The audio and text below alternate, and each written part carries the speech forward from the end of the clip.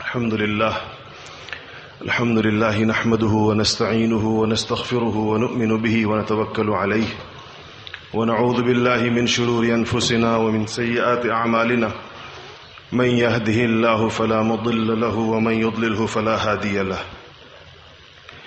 ونشهد أن لا إله إلا الله وحده لا شريك له ونشهد أن سيدنا وسندنا وحبيبنا وشفيعنا ومولانا محمدا عبده ورسوله أما بعد فأعوذ بالله من الشيطان الرجيم بسم الله الرحمن الرحيم قال الله سبحانه وتعالى إن الدين عند الله الإسلام صدق الله العظيم. درود شریف پڑھیے. اللهم صل على محمد.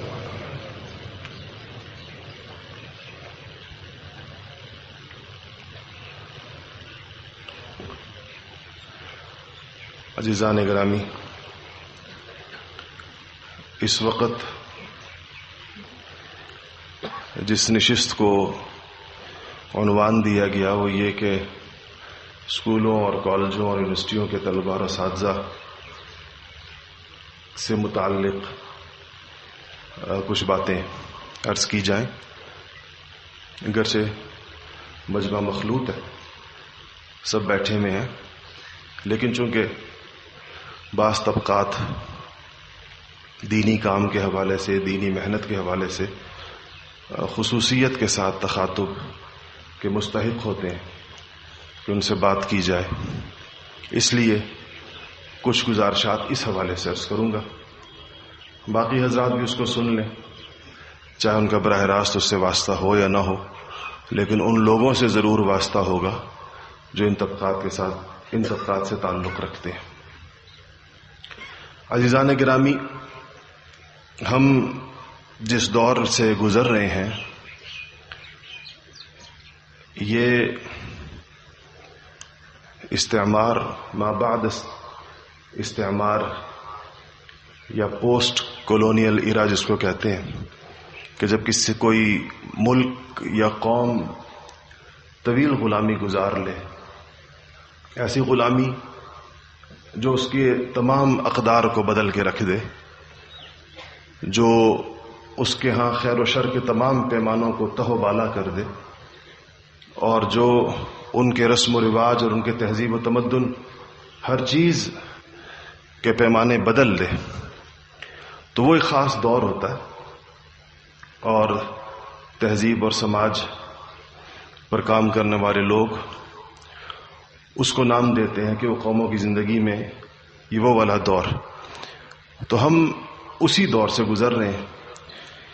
جسمانی آزادی حاصل کیے ہوئے ہمیں 5 صدی ہونے کو ہے، 75 برس ہونے کو ہے، اور ذہنی آزادی ابھی تک حاصل نہیں ہو سکی. ذہنی غلامی کا دور چل رہا ہے. اس موقع پر ایک سوچنے کی جو سب سے بڑی چیز ہے وہ یہ ہے کہ جسمانی آزادی حاصل کر لینے کے بعد ذہنی غلامی کے تسلسل کو کون سے ادارے برقرار رکھتے ہیں؟ غالب قوتیں، غالب اقوام کن اداروں کو اپنی نمائندگی کے طور پر اپنی سابقہ مفتوح اور مغلوب قوموں میں چھوڑ کر جاتے ہیں، جو کہ اس توارث کو قائم رکھتے ہیں، اس لیگیسی کو جو کیری کرتے ہیں. اس میں سب سے اہم ترین کردار تعلیمی اداروں کا ہوتا ہے. یہ اصل ٹاسک ان کا ہوتا ہے، اصل کام ان کو حوالے ہوتا ہے، اور ان کی ایسی ساخت بنا دی جاتی ہے اور ایسے طریقے سے ان کو پروان چڑھا دیا جاتا ہے کہ وہ بظاہر جغرافیائی اعتبار سے ایک آزاد ملک میں خود وطن کے باشندوں کے ہاتھ میں ہونے کے باوجود ان سابقہ غالب اور فاتح اقوام کے کام کے لوگ تیار کرتے ہیں. انہی کے جیسے ایک فیکٹری کوئی لگا گیا ہو کہ اس کو اس کی مرضی کا مال چاہیے ہو، تو مالک چاہے دنیا میں کہیں بھی بیٹھا ہو، فیکٹری اس کی مرضی کا مال تیار کرتی ہے. اس کے لیے مالک کا اس کے سر پر ہونا ضروری نہیں. دنیا میں جتنی فیکٹریاں ہیں، ان کے مالکان فیکٹریوں میں نہیں بیٹھتے، بس انہوں نے ایک نظام بنا دیا، ایک سانچہ طے ہو گیا اور فیکٹری اس طرح کا مال بناتی رہے گی جب تک مالک چاہے گا. ایسے ہی معاملہ قوموں کی زندگیوں میں بھی ہوتا ہے. اور تعلیمی ادارے اس قسم کی انسان سازی کی اور افراد سازی کی فیکٹریاں ہیں. ان کو ایک دفعہ ایک رخ دے دیا جائے، ان کا سانچہ طے کر دیا جائے، ان کا نصاب اور ان کا نظام طے ہو جائے، ان کے اساتذہ اور ان کی تربیت کے طریقے طے ہو جائیں، ان کے مقاصد اور ان کے اہداف طے ہو جائیں، ان کا ماحول اور ان کی بود و باش اور ان کی ساری تفصیلات ایک دفعہ جب طے ہو جائیں اور اس کو چلا دیا جائے، رواں کر دیا جائے، تو یہ مطلوبہ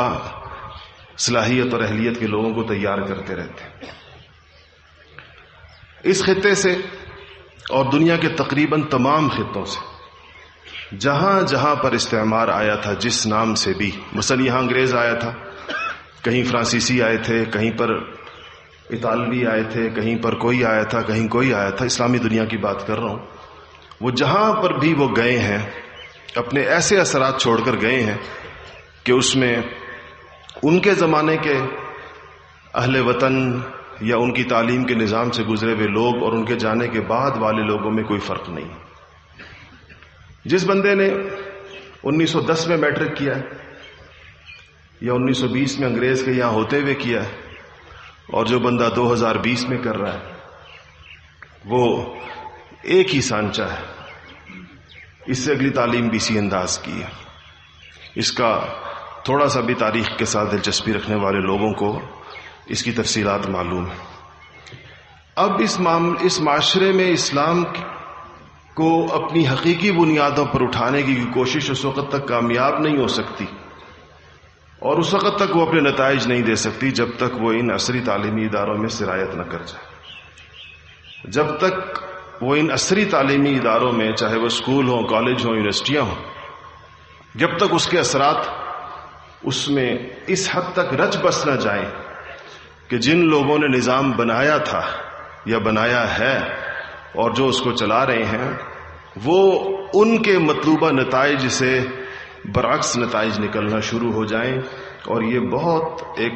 کرنے والا اہم ترین کام ہے، مگر اچھا خاصا دشوار کام. اتنا آسان نہیں ہوتا. چیزیں جس مقصد کے لیے جس داغ بیل ڈالی جاتی ہے وہ اسی پر کام کر رہی ہوتی ہیں عام طور پر، لیکن یہ ایک بہت بڑا چیلنج ہے جو اس امت اسلامیہ کو پوری دنیا میں درپیش ہے. یہ صرف پاکستان کا مسئلہ نہیں، یہ مصر میں بھی یہی ہے، ترکی میں بھی یہی ہو رہا ہے، باقی ملکوں میں بھی یہی ہو رہا ہے. سعودی عرب پر چونکہ اس طرح سے استعمار کا قبضہ نہیں رہا، اور ترکوں سے جب ملک لیا حجاز کے لوگوں نے اور نجد کے لوگوں نے اور قصیم کے قبائل نے،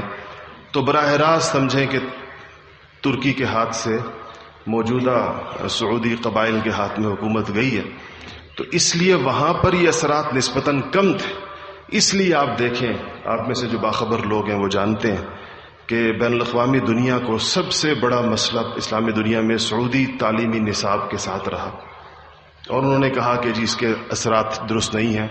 امریکی تھنک ٹینکس کی رپورٹیں آئیں، انہوں نے کہا کہ ہم سعودی عرب کے نصاب کو اثر نو مدون کر رہے ہیں، اور ہم اب نئے ادارے بنا رہے ہیں، نیا نصاب بنا رہے ہیں، اور بالآخر وہ نیا نصاب اب آہستہ آہستہ نافذ ہو رہا ہے. اور وہ نصاب ہے جو امریکیوں نے اور سعودی حکومتوں نے، انہوں نے مل کر، خلیج کی دیگر ریاستوں نے مل کر طے کیا ہے کہ ہماری نئی نسلیں اب کیا پڑھیں گی. یہ اتنا اہم ترین مسئلہ ہوتا ہے لوگوں کے لیے، دنیا کے لیے، کہ آپ کی نئی نسلیں کیا پڑھ رہی ہیں. درود شریف پڑھیے.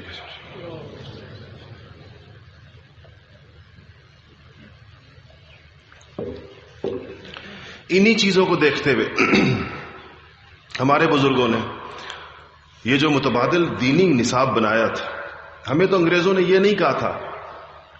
اس خطے میں آ کر کہ آپ لوگ دین نہیں پڑھا سکتے. انہوں نے تو ہمارے لیے دینی تعلیمی ادارے بنائے تھے. یہ لاہور کا اورینٹل کالج ہے، یہ تو بنے ہی دینی تعلیم کے لیے تھا، اس میں درس نظامی پڑھایا جاتا تھا. انگریزوں نے ہمارے لیے دلی کالج بنایا تھا، ہمارے لیے تعلیمی ادارے بنائے تھے. انہوں نے کہا تھا کہ جی آپ دین پڑھائیں یا درس نظامی پڑھائیں، جو چیز آپ پڑھانا چاہتے ہیں، آپ جو نصاب رکھنا چاہتے ہیں، بڑے اونچے درجے کے علماء بھاری بھرکم تنخواہوں پر انگریز سرکار مقرر کر کے دے گی آپ کو، آپ لوگ اپنا دین پڑھائیں. ہمارے روشن ضمیر بزرگوں نے اس پیشکش کو کیوں قبول نہیں کیا تھا؟ اس لیے نہیں کیا تھا کہ ان کو یہ پتا تھا کہ معاملہ صرف نصاب کا نہیں ہے. انگریزوں کے بنے ہوئے تعلیمی اداروں میں چاہے ہم درس نظامی کا اپنا نصاب لے بھی جائیں تو جو افراد تیار ہوں گے وہ ہمارے نہیں ہوں گے، انہی کے کام کے لوگ ہوں گے. اور یہ پیشکش بھی اسی لیے ان کی طرف سے. اور اس زمانے سے وہ ادارے اپنے لوگ تیار کر رہے ہیں. آج تک کبھی وہ ادارے بند تو نہیں ہوئے، تقسیم ہو گئی اس کے بعد بھی وہ ادارے چل رہے ہیں تقسیم سے پہلے کے بنے ہوئے، اور بھاری بھرکم تنخواہوں مشاہروں کے ساتھ چل رہے ہیں. ادھر سے بھی لوگ دین پڑھ کے نکل رہے ہیں، عربی کے بڑی مہارتیں حاصل کر کے نکل رہے ہیں. تو عزیزان گرامی، ہمارے بزرگوں نے 150 سال پہلے حفاظت دین کے لیے مسلمانوں کے الگ تعلیمی اداروں کی ضرورت کو محسوس کیا.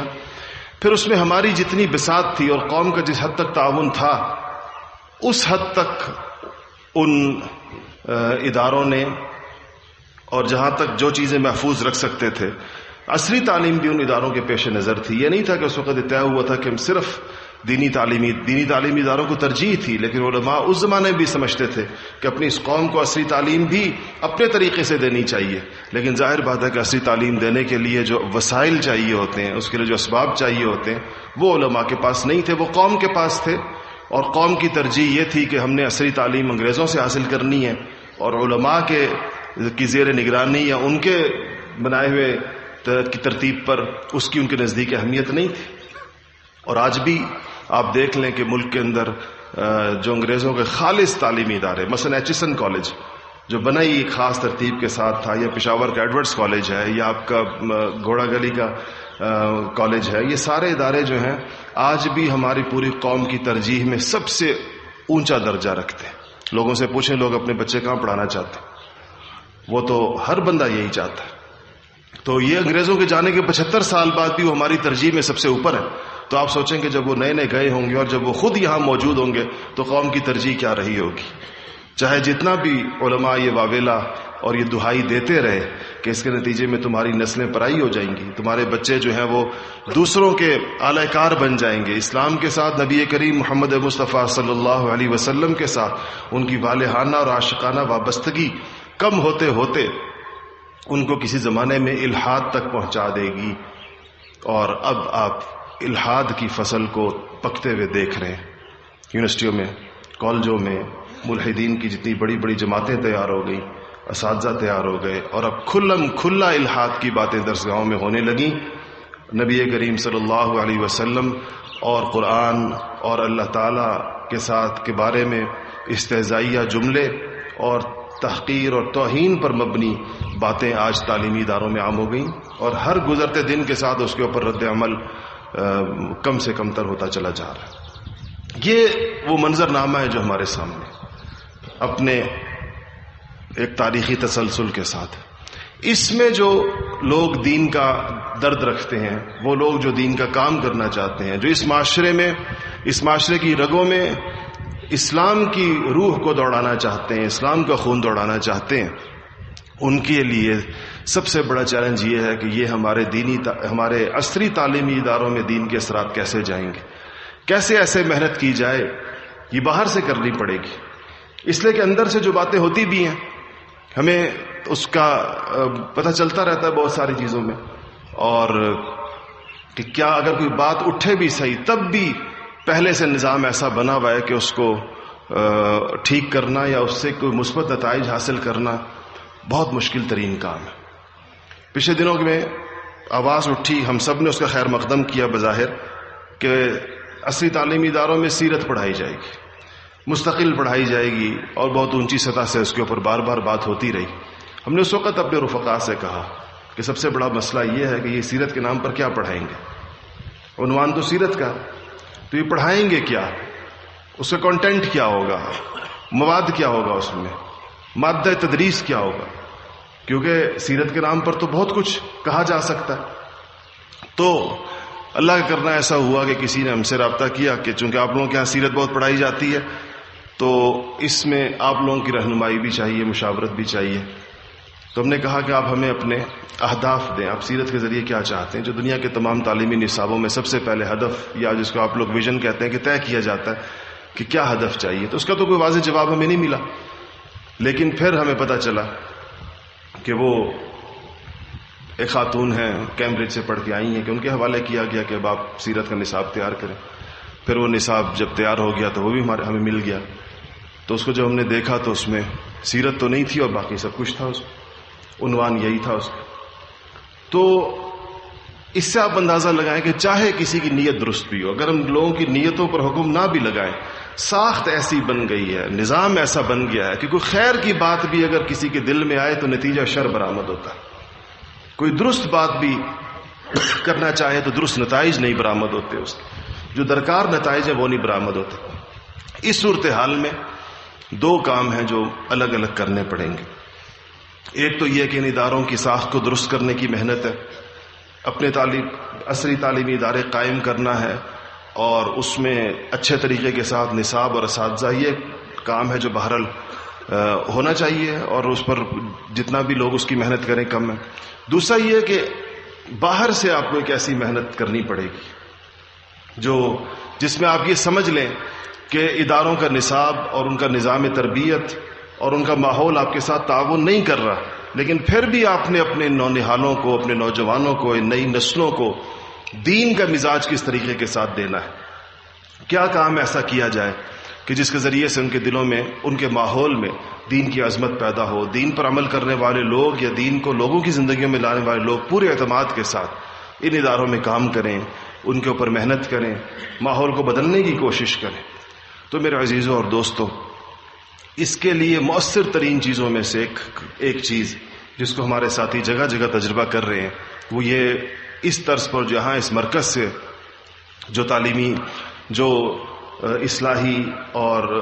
ذکر کی مجالس اور لوگوں کو جوڑنا اپنے ساتھ، اور جہاں جہاں پر بھی اللہ والے اور مشائخ بیٹھے ہیں ان کے پاس لے کر جانا، یہ ایک طریقہ ہے جو اگر نظام جتنا بھی آپ کے ساتھ موافق نہ ہو تو اگر اس کو زور و شور کے ساتھ کیا جائے تو اس کے نتائج برآمد ہو سکتے ہیں. اس کی کمی، اس کی طلب لوگوں کے دلوں میں ہوتی ہے، اور جن لوگوں نے بھی تعلیمی اداروں میں اس کو ہدف بنا کر کام کیا ہے، اللہ جل شانہ نے اس کے نتائج ان کو دکھائے ہیں. میں اکثر ذکر کرتا ہوں، ہمیشہ مثال میں ذکر کرتا ہوں کہ ہمارے بزرگوں میں سے حضرت مولانا اشرف سلیمانی صاحب رحمۃ اللہ علیہ پشاور یونیورسٹی کے اندر بیٹھ گئے اور اسی مشن کو لے کر بیٹھے. آج یہاں بہت سارے حضرات بیٹھے ہیں جنہوں نے ان کی زیارت کی ہے، بہت سارے لوگ بیٹھے ہیں جو ان کے متوسلین، ان کے منتسبین یہاں تشریف فرمائے اس مجلس کے اندر، اور وہ بتا سکتے ہیں کہ ان 50 60 70 سالوں میں ان کی محنت کے نتیجے میں پشاور یونیورسٹی اور اس سے منسلک جتنے بھی تعلیمی ادارے تھے اور پورے شہر کے ماحول کے اوپر کیسے انقلابی اثرات مرتب ہوئے. ان اداروں سے ایسے مشائخ حاصل ہوئے، انہی یونیورسٹیوں سے پڑھ کر، انہی اداروں سے پڑھ کر ایسے اہل اللہ تیار ہوئے کہ ان سے ہزاروں لاکھوں لوگوں نے فائدہ اٹھایا، ہزاروں لوگوں نے ان سے دینی استفادہ کیا، حالانکہ وہ ان اداروں کی پیداوار تھی اور اس زمانے کی پیداوار تھے جب انگریز کو گئے پہ زیادہ عرصہ بھی نہیں ہوا تھا، زیادہ دور بھی ابھی ان کا نہیں گزرا تھا. اس سے پتہ چلتا ہے کہ یہ ترتیب اگر منظم طریقے کے ساتھ دینی تعلیمی اداروں میں قائم کی جائے اور طلبہ کو اس کے ساتھ جوڑا جائے تو اس کے اثرات بالآخر نکلتے ہیں، اور یہاں سے ہی بڑے پختہ دینی مزاج اور ذوق رکھنے والے لوگ میسر آتے ہیں. اس کے لیے ہمیں ان تعلیمی اداروں میں، چاہے وہ اسکولوں کی سطح پر ہوں، کالجوں کی سطح پر ہوں، یونیورسٹیوں کی سطح پر ہوں، اس میں ہاسٹلوں کے اندر، ہاسٹلوں سے باہر طلبہ کے ساتھ اور اساتذہ میں اس بات کی کوشش کرنی ہوگی کہ ان کو جو ہمارے ہاں ابتدائی طریقہ ہے کہ مجالس ذکر کے ساتھ جوڑا جائے.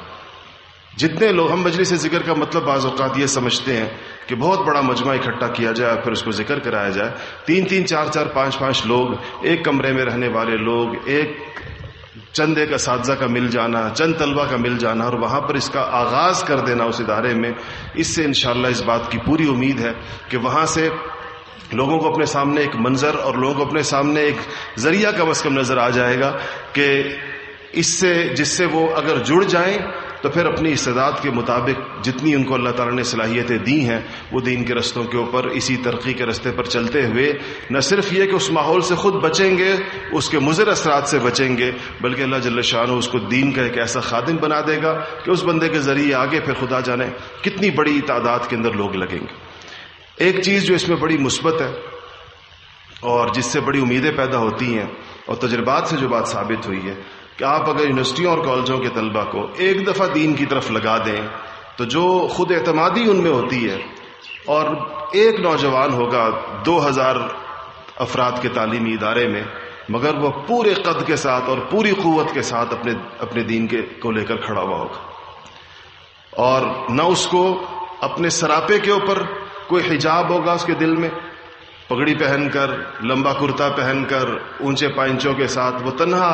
تعلیمی ادارے کے اندر آپ کو گھومتا پھرتا نظر آئے گا۔ آپ چلے جائیں کسی بھی تعلیمی ادارے میں، آپ کو ایسے نوجوان ملیں گے جو بہت عجیب محسوس ہو رہے ہوتے ہیں کہ ہزاروں لوگ دوسری طرح سے ہیں، اور بڑی حوصلہ شکنی ہے اس حلیے کی، اور اس کو تو طالب علم بھی نہیں سمجھ رہے ہوتے، ہر جگہ اس کا کارڈ طلب کیا جاتا ہے کہ تم واقعی طالب علم ہو یا کوئی اور مولوی صاحب چلتے چلتے ادارے میں داخل ہو گئے ہیں۔ لیکن ان تمام چیزوں کے باوجود، ان رویوں کے باوجود وہ نوجوان پورے اعتماد کے ساتھ ان اداروں میں پھرتے ہیں۔ آپ اگر جا کر ان کو دیکھیں تو وہ کون ہوتے ہیں؟ یا تو تبلیغی جماعت سے وابستہ نوجوان ہوں گے، یا بزرگوں اور خانقاہوں اور اللہ والوں کے ساتھ وابستہ لوگ ہوں گے۔ یہی دو تربیت گاہیں یا یہی دو تعلیم گاہیں ہیں اس وقت کہ اس سے یکسر اپنے ماحول کے مخالف پورے دین کے اوپر کھڑے ہونے کی اور پورے طور پر سنت کے مطابق چلنے کا جو حوصلہ انسان میں پیدا ہوتا ہے اور جو اس کا اعتماد اس میں پیدا ہوتا ہے، وہ اور یہ کتنی بڑی ایک مثال ہوتی ہے۔ اس مثال کو دیکھنا صبح و شام ہی ایک دعوت ہوتی ہے۔ ایک ادارے میں 10,000 لوگ ہوتے ہیں اور لوگ صرف اپنے شناسہ لوگوں کو جانتے ہیں، اس کو پورا ادارہ جانتا ہے، اس لیے جانتا ہے کہ یہ سب سے بالکل مختلف ہے، سب کو نظر آ رہا ہوتا ہے کہ بھئی یہ ایک بندہ ہے اور یہ ہم سب سے اس کا پہناوا الگ ہے، اس کا لباس الگ ہے، اس کی شکل الگ ہے، اور نمازوں کے اوقات میں یہ نظر آئے گا۔ ایسے لوگ اگر ان تعلیمی اداروں میں زیادہ تعداد میں پیدا کر دیے جائیں، اور یہ لوگ صرف جو اس طرح کے لوگ ہوں جن کو یہ تبدیلیاں جن میں آئی ہیں، وہ صرف اپنی تبدیلی پر اکتفا نہ کریں اور اپنے ذاتی دین کے اوپر، اپنے ذاتی عبادات پر صرف اکتفا نہ کریں، اور وہ بھرپور طریقے کے ساتھ ان اداروں میں کام کریں، تو کچھ عرصے میں صورتحال پلٹ سکتی ہے۔ کچھ عرصے کے اندر یہ لوگ زیادہ ہو سکتے ہیں اپنی تعداد کے اندر، اور ان کا ماحول جو ہے وہ ان کے لیے خود بخود موافق ہو سکتا ہے۔ بہت سی جگہیں ایسی ہیں جہاں پر اگر ہم یہ کہیں کہ زیادہ نہیں تو کم سے کم وہ اتنے معتد بہا تعداد میں ہو گئے ہیں کہ وہاں پر ماحول کے اوپر وہ ایسے اجنبی اور ایسے اکا دکا کی تعداد میں نظر نہیں آتے، بلکہ اچھی خاصی بڑی تعداد میں وہ نظر آتے ہیں، اور جب ان کی تعداد بڑھتی ہے، ان کا ماحول آہستہ آہستہ راسخ ہونا شروع ہوتا ہے، تو نئے آنے والوں کی تعداد بھی بڑھتی چلی جاتی ہے۔ تو جو کالجوں یونیورسٹیوں کے اساتذہ کرام اس مجمع میں تشریف فرمائیں اور جو طلباء موجود ہیں، آپ کے سامنے ایک منظر ہے، ایک ماحول ہے دین کا، یہ ایک تربیت گاہ ہے جہاں پر آپ لوگ بیٹھے ہوئے۔ اس تربیت گاہ سے آپ ایک فائدہ اٹھائیں، اور فائدہ یہ ہے کہ یہاں پر جو تربیتی نظام ہے، یہاں جو وقت مانگا جاتا ہے، تاکہ یہ چیز آپ کے اوپر پختہ ہو جائے، تاکہ آپ پر یہ رنگ چڑھ جائے۔ یاد رکھیے گا کہ کسی ماحول میں کام کرنے کے لیے، اور خاص طور پر جب ماحول موافق بھی نہ ہو، تو بہت پختہ رنگ چاہیے ہوتا ہے، ورنہ انسان ڈگمگاتا رہتا ہے، انسان اپنی خود اعتمادی جو ہے اس کو مضبوط نہیں رکھ پاتا ہے، پھسل جاتا ہے بعض اوقات۔ اس لیے اس کے لیے ضروری ہے کہ انسان پر جو اس کا اپنا رنگ ہو وہ پختہ ہو، دوسرا یہ کہ اس کی بات جو ہے وہ مؤثر ہو، اس کا ذہن اتنا مضبوط ہو، اس کے خیالات اور نظریات میں اتنی زیادہ پختگی ہو کہ وہ بڑی سے بڑی مخالفت کے باوجود اپنی بات کو صحیح طریقے کے ساتھ کرنے اور کرتے رہنے، چاہے اس کو نتائج مل رہے ہوں یا نتائج نہ مل رہے ہوں، وہ اس کو کر سکے۔ اس کے لیے اپنے اوپر ایک محنت کرنے کی ضرورت ہے، یہ خود پر محنت کیے بغیر نہیں آ سکتا۔ ایک آدمی جو ذکر کی دعوت دے رہا ہو اور اس کے اپنے اوپر ذکر کے اثرات نہ ہوں، ایک آدمی جو اس کے میں اسلام کی طرف لوگوں کو بلا رہا ہو، نبی کریم صلی اللہ علیہ وسلم کی سنتوں کی طرف بلا رہا ہو، اور اس پر خود اس کے اثرات نہ ہو، تو ایسی دعوت مؤثر نہیں ہوتی، یہ چیز چلتی نہیں ہے، ماحول پر غالب نہیں ہو سکتی کبھی بھی، اور نہ لوگوں کے لیے اس میں کوئی کشش ہو سکتی ہے۔ اس کے لیے آپ لوگ جیسا یہاں آئے، یہاں آپ ماشاءاللہ بیانات سن رہے ہیں، ایک بات تو اپنے ذہن میں بہت رکھیں کہ یہاں اس اجتماع کی آغاز سے اس پر بات ہو رہی ہے الحمدللہ کہ اس اجتماع کا مقصد کیا ہے۔ یہ ایک پورے سال اس مرکز میں اور پوری دنیا میں جو کام ہو رہا ہے ایمان و تقوی کا، یہ اجتماع گویا کہ سمجھے کہ اس محنت کا ایک خلاصہ ہوتا، اس اجتماع کا بہت بڑا مقصد یہ ہوتا ہے کہ لوگ اس محنت کو، اس ترتیب کو، طریقہ کار کو سمجھیں، سیکھیں، اس کی اہمیت ان کے دل میں پیدا ہو، اور اس کے بعد پھر وہ اس طریقے سے جہاں جہاں سے آئے ہیں وہاں جا کر اس کام کو شروع کریں۔ اس خیال سے سب کو اکٹھا کیا جاتا ہے۔ یہ آپ کو پتہ ہی ہے کہ کوئی جلسہ نہیں ہوتا، اور نہ یہ کوئی فقط لوگوں کو اتنی یہاں پر اس جگہ لوگوں کا جمع کرنا اتنا دشوار ہے، اتنا مشکل کام ہے یہاں یہ بندوبست کرنا۔ اس کی تفصیلات سے اگر آپ آگاہ ہو جائیں تو آپ کو بہت حیرت ہوگی۔ یعنی یہ کام شہروں میں آسان ہوتا ہے، وہاں سارے وسائل ہوتے ہیں۔ یہ ایسی آپ کو پتہ ہے بجلی یہاں نہیں ہے، گیس یہاں پر نہیں ہے، پانی جیسی چیز جو عام طور پر ہر جگہ بہت آرام سے مل جاتی ہے، یہ وہ علاقہ ہے کہ یہاں پر 10 کنویں کھودو تو کسی ایک میں سے پانی نکلتا ہے، وہ بھی ناکافی ہوتا ہے۔ پھر اتنا پانی محفوظ کرنا، آپ کتنا بڑے لوگ تعداد بیٹھے ہیں، آپ سوچیں سب باوضو بیٹھے ہیں اور مستقل باوضو رہنے کی کوشش کرتے ہیں، اس سارے مجمع کا پانی پورا کرنا، پھر یہاں پر دیگر چیزیں مکمل کرنا، یہ صرف وہ لوگ جانتے ہیں جو اس خدمت میں کسی ایک شعبے میں نہیں، جو تمام شعبوں کی خدمت کو دیکھ رہے ہیں، کیونکہ ایک شعبہ تو صرف اپنی ضروریات سے، اپنے تقاضوں سے واقف ہوتا ہے۔ جو لوگ تمام شعبوں کو دیکھ رہے ہیں، جو 90-95 کے لگ بھگ شعبے ہیں، جو ان سب کو دیکھ رہے ہیں، ان کو پتا ہے کہ یہ کتنا مشکل کام ہے اس مجمع کو یہاں پر اکٹھا کرنا، اور یہ 4 دن اکٹھا کیے رکھنا۔ آپ کو پتا جمعرات سے لوگ تو خیر اس سے پہلے بھی آ گئے تھے، لیکن اس دفعہ جو اجتماع ہوا تو جمعرات کو مجمع کی تعداد اتنی بڑھ گئی تھی جمعرات کی صبح کو کہ دعا، پچھلے سالوں میں ایسے سال بھی ہم نے دیکھے کہ جب دعا کا مجمع بھی اس سے کم ہوتا تھا، جو جمعرات کو جتنا مجمع ہو گیا تھا۔ مجھے یاد ہے اسی جگہ بیٹھ کر ہم بات کرتے تھے تو مجمع یہ تالاب سے بھی بہت پیچھے آخری دن، یعنی دعا کے وقت کے اندر اتنا مجمع ہوتا تھا کئی سال پہلے۔ تو اتنی تعداد میں الحمدللہ آپ لوگ آئے ہیں، اور آپ کو یہاں جمع کرنے میں 4 مہینے، 3.5-4 مہینے پہلے سے اجتماع کی تیاری شروع ہوتی ہے۔ یہ انتظامی تیاری کی بات کر رہا ہوں، اور دعوت کی تیاری تو پورا سال چلتی ہے۔ حضرت سفر فرماتے ہیں ملک کے طول و عرض میں جہاں ہم جاتے ہیں اجتماع کی دعوت دیتے ہیں۔ آپ کتنے حضرات جہاں آئے ہیں مختلف شہروں سے، آپ کو پتا ہوگا کہ آپ کے شہروں میں آنا ہوا، بیانات ہوئے، اس میں اجتماع کی دعوت دی گئی، تو اس کی دعوتی تیاری تو پورا سال چلتی ہے، اور جو انتظامی تیاری ہے وہ 4 مہینے پہلے سے شروع ہو جاتی ہے اس سارے انتظامات کو کرنے کے لیے، تاکہ یہ کتنے قیمتی دن ہوتے ہیں آپ سوچیں۔ یہ جمعرات کے دن کا تو خیر ایک چھوٹا سا حصہ ہوتا ہے، اتوار کا بھی چھوٹا سا حصہ ہوتا ہے، 2 دن پورے ہوتے ہیں، ہفتہ اور اتوار، 2.5 دن کہہ لیں آپ، باقی دونوں طرف کے تیسرے اور چوتھے دن کا کچھ حصہ ملا لیں، تو یہ 2.5 دن کی کا وقت ہے یہ انتہائی کم ہوتا ہے۔ اس وقت میں یہاں خواہش یہ ہوتی ہے اجتماع کے میزبانوں کی کہ پوری بات آپ کے سامنے رکھی جائے، اور آپ پورا ایک پیغام لے کر اپنے ساتھ جائیں، اور چونکہ یہ کام جس سے ہم سب وابستہ ہیں، آپ تشریف لائے ہیں، یہ زندگی کے ہر شعبے میں دین کو زندہ کرنے کی محنت ہے، اور کامل اور پورے دین کو زندہ کرنے کی محنت، انفرادی اور اجتماعی دین کو زندہ کرنے کی محنت ہے، ایک شخص کی ذاتی زندگی کے بھی اور اس کے معاشرے کے دین کو بھی زندہ کرنے کی محنت ہے۔ تو فائدہ اس وقت ہوگا اور نتیجہ اس وقت حاصل ہوگا جب اجتماع میں شریک ہر شعبے کا فرد اپنے ذمے جو کام ہے اس کو سمجھے گا۔ اس اجتماع سے وہ اپنے ذمے کیا تشکیل لے کر گیا، یہاں سے اپنے ذمے کیا کام سمجھ کر وہ گیا۔ تو اس سے میں نے عرض کیا کہ یہ وقت جو اس وقت گفتگو تھی اس میں کہا گیا کہ یونیورسٹیوں کے، کالجوں کے، اسکولوں کے اساتذہ اور طلباء کو خاص طور پر یہ پیغام دیا جائے اور انہیں بتایا جائے کہ ان کے کرنے کا کام کیا ہے۔ تو اس کے لیے میں نے آپ کے سامنے پوری تفصیل عرض کی کہ یہ ماحول ہے، یہ فضا ہے جو ہمیں ملی ہے، یہ اس کے مسائل اور اس کی دشواریاں اور پریشانیاں ہیں، اور اس میں ہمیں دین کا کام کرنا ہے۔ تو شروع کہاں سے ہوگا؟ شروع اپنی ذات سے ہوگا کہ سب سے پہلے ہم اپنے آپ کو اس کے لیے ایلیجبل کریں، اپنے آپ کو اس کے لیے اہل کریں، اور وہ اس طرح کہ آپ آئیں، وقت لگائیں، 40 دن یہاں پر لگائیں، پورا سال کسی وقت بھی آپ آ سکتے ہیں، اپنی چھٹیوں کے اعتبار سے آ سکتے ہیں۔ اس 40 دن میں آپ کو کام کرنے کا ڈھنگ سمجھ میں آ جائے گا، آپ کو کام کرنے کا طریقہ آ جائے گا، آپ کے اندر وہ پختگی پیدا ہو جائے گی جو آپ کسی بھی ماحول میں جا کر،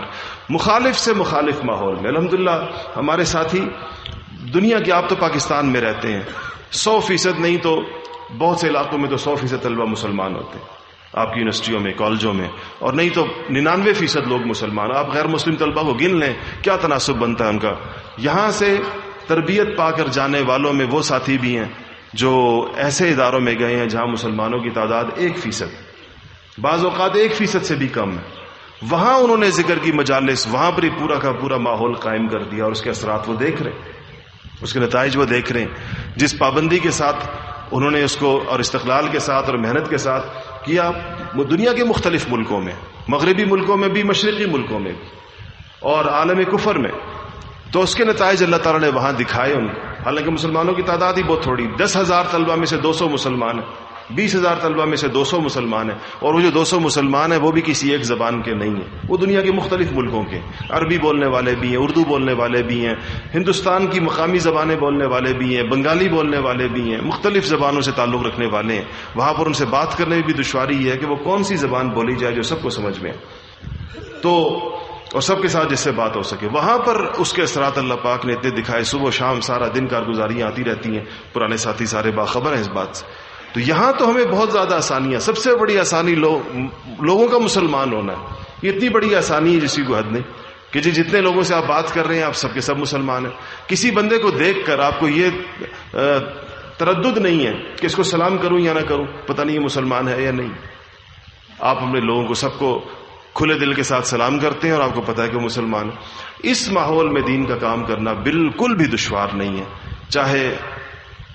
آپ کے ساتھ آپ کو کسی کا تعاون حاصل ہو یا نہ حاصل ہو۔ تو پہلی بات اس میں یہ کہ خود سیکھ لیں اس بات کو۔ اس کے بعد دوسری بات یہ ہے کہ آپ پورے اعتماد کے ساتھ اور آپ پورے جذبے کے ساتھ اور درد دل کے ساتھ اور ایک اضطراب اور بے چینی کے ساتھ، چاہے آپ اپنے ماحول میں تنہا ہوں، چاہے بالکل ایک ہو اس پورے ادارے میں، جتنا بڑا ادارہ بھی ہو، وہاں پر آپ کام کا آغاز کر دیں۔ لوگ دیکھیں، کسی بھی چیز کو وجود دینے کے لیے، کسی بھی چیز کا ماحول بنانے کے لیے سب سے پہلے اس کو وجود میں لانا ضروری ہے۔ وہ چیز موجود تو ہو وہاں پر، اگر موجود ہی نہیں ہے، آپ ہیں اس ماحول میں لیکن آپ کے پاس کوئی کام نہیں ہے، آپ موجود ہیں اس ماحول میں لیکن آپ کے پاس کوئی دعوت نہیں ہے، آپ کے پاس کوئی نظم نہیں ہے، آپ کے پاس لوگوں کو بلانے کی اور جوڑنے کی اور بٹھا کر بات بتانے اور سمجھانے کی یا ذکر کرنے اور کرانے کی اور اس کی کوئی ترتیب نہیں ہے، تو ظاہر بات ہے کہ خود بخود تو یہ چیزیں اللہ جل شانہ نے، یہ تو اللہ کے ایک کن سے بھی ہو سکتا ہے پوری دنیا میں، لیکن اللہ پاک نے اس کے لیے ایک ترتیب مقرر کی ہے کہ لوگوں کو اس کی محنت کرنی پڑے گی۔ انبیاء علیہ الصلوۃ والسلام کی زندگیاں اس پہ شاہد عدل ہیں کہ نبی کیسے محنت کیا کرتے تھے۔ تو اس کے لیے ضروری یہ ہے کہ چاہے ایک فرد ہو وہ اپنے کام کا آغاز کر دے، ایک یا دو لوگوں کو اپنے ساتھ بٹھا کر، جو اس کے قریبی ترین لوگ ہیں، سب سے پہلے اپنے ساتھ کا دوسرا بندہ تیار کریں اور اس کو لے کر آپ آغاز کریں کسی کی نگرانی اور سرپرستی میں۔ اور الحمدللہ اس نگرانی اور سرپرستی کے لیے ہر علاقے میں اب لوگ موجود، ہر علاقے میں ہمارے حضرت کے خلفاء، مجازین، یہاں کے تربیت یافتہ لوگ، پرانے ساتھی موجود ہیں۔ آپ ان کی سرپرستی میں کام کو شروع کریں، کیونکہ آپ کو ضرورت پڑے گی قدم قدم پر۔ علماء سے رابطہ رکھیں اور اس کام کو سمجھنے والے پرانے ساتھیوں سے رابطہ رکھیں، تاکہ جب آپ کو مشورے کی ضرورت پڑے تو آپ درست طریقے کے ساتھ صحیح سمت کے اندر اپنے قدم کو اٹھائیں۔ اس سے آپ شروع کر کے دیکھیں، واپس جا کر اس بات کو اپنے ساتھ لے کر جائیں۔ انشاءاللہ اللہ تعالیٰ نے زندگی دی اور 1 سال آپ بھرپور محنت کریں، 1 سال کے بعد آپ اس کے نتائج کو دیکھیے۔ آپ دیکھیں، ہم نے چونکہ اسی طبقے سے زیادہ واسطہ ہے، ہم نے خود دیکھا ہے کہ ایک مسکین سا طالب علم اپنے ادارے کے بڑے بڑے اساتذہ اور انتظامی سربراہوں کو اس طرف لانے کا باعث بن جاتا۔ ایک طالب علم، اس کی وجہ سے اس کے اساتذہ بھی آ جاتے ہیں، اور وہ لوگ جو انتظامی اعتبار سے بڑے بڑے عہدوں پر ہوتے ہیں وہ بھی، ان کے دلوں کے اندر بھی تک بھی وہ پہنچ جاتا ہے، ان کو بھی دین کی طرف لے آتا ہے، ان کو بھی ماحول میں جوڑ دیتا ہے۔ اس میں حیران کن کارگزاریاں نوجوانوں کی سامنے آتی رہتی ہیں، اور اس کی وجہ یہی ہے کہ انسان، اللہ جل شانہ تو انسان کی اس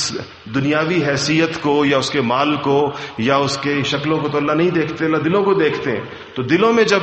بے چینی اور اضطراب ہوتا ہے اور کام کرنے کا جذبہ ہوتا ہے تو اس کے نتائج نکلنا شروع ہو جاتے ہیں۔ جس دن ان تعلیمی اداروں کا ماحول اور ان کا رخ ہم درست کرنے میں کامیاب ہو گئے اور اس میں خیر کو غالب کرنے میں کامیاب ہو گئے، یہ ضروری نہیں کہ 100% لوگوں کو ٹھیک کرنا، اگر آپ نے یہ خیر کو 51% بھی کر دیا، خیر کو اس میں غالب کر دیا، تو اس سے جو نکلنے والے لوگ ہوں گے پھر وہ حقیقی معنوں میں وہ لوگ ہوں گے جس کی اس امت کو ضرورت ہے۔ اور وہ لوگ ہوں گے جن میں اس امت کی قیادت کی صلاحیت ہے، اور وہ لوگ ہوں گے جو پھر اس پورے معاشرے میں عدل و قسط کے نظام کو قائم کریں گے، جو انسانوں کے اوپر اللہ تعالیٰ کی طرف سے جو ذمہ داری دی گئی ہے اس میں سب سے اہم ترین ہے، اور جس کے لیے انبیاء علیہ الصلوۃ والسلام کو اللہ جل شانہ دنیا میں بھیجا کرتے تھے۔ اللہ تعالیٰ مجھے اور آپ کو عمل کی توفیق نصیب فرمائے۔ وآخر دعوانا الحمدللہ رب العالمین۔